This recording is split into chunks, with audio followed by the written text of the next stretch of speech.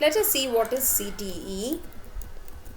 CTE stands for Common Table Expression, and it is a temporary named result set that we can make use of.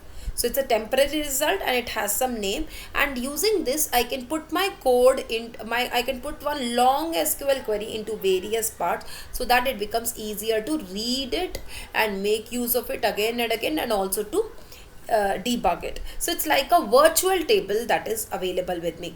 And how do I give this? I specify it using with the CTE name as, and whatever I want to specify, I can specify here as many CTEs as I want to, and then finally followed by a select query that I want to make use, or that is I want to make use out of CTE.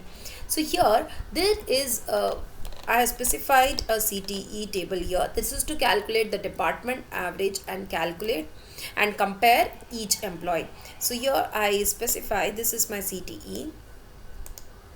These are the average sales of the two department. Now I've got the average. Now I want to compare the employee name, department, sale amount, the average sale, and this table, the CTE table, is joined with the employee sales table on the department column, and then I check if it is above average or below average.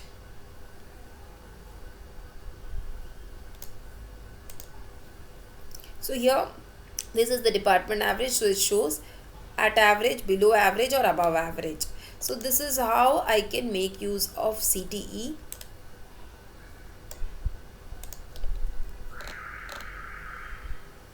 To make my queries reusable, easier to debug, and also for easier to read also.